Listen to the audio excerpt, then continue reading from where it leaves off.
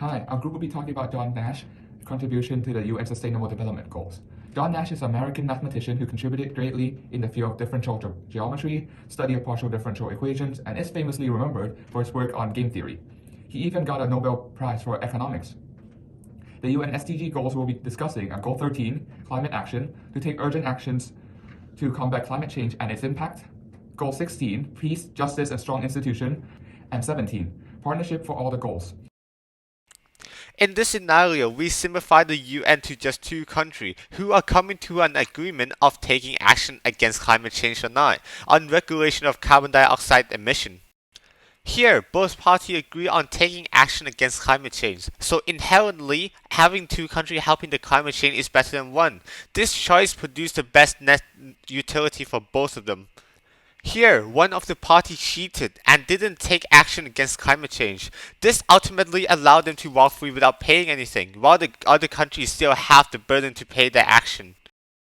Here, both parties did not take action against climate change, being in Nash equilibrium. This is because by going for the dominant strategy of not taking action, which is inherently better for individual, as by going for action has the risk of other countries going no action. This risk increased drastically if taking into account that they will use the same logic. So there are one way that the UN can possibly fix this, by using the punishment strategy. The UN can implement the punishment or reward system, by creating a second game directly after the first game to gain the extra utility. But here both must agree to go for the reward. Now with the reward system added, the first game will change a lot, as now the country will aim to take action. As if they betray, then the second game the betrayed country will disagree, making the first country unable to get the bonus.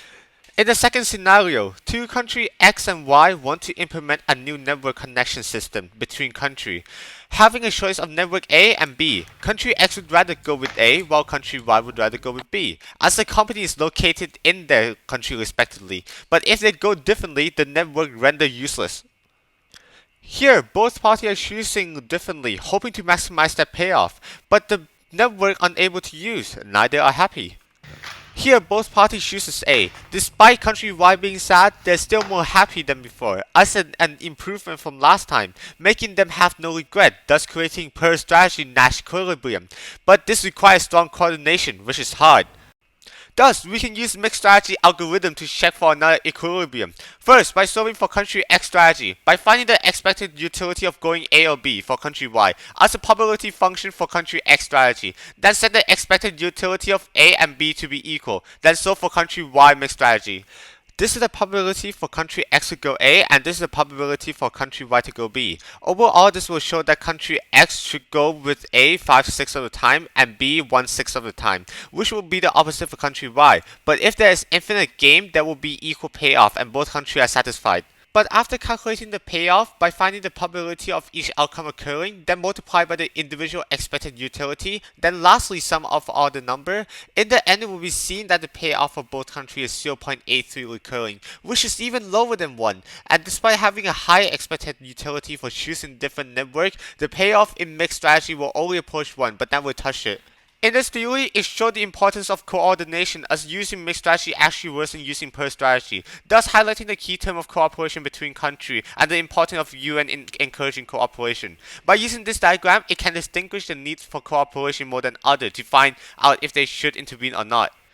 In this scenario, the tension between China and US is created, which the country can either accept the other country's treaty which will harm them, or escalate the tension which will benefit them if the other give up, thus creating a path to war.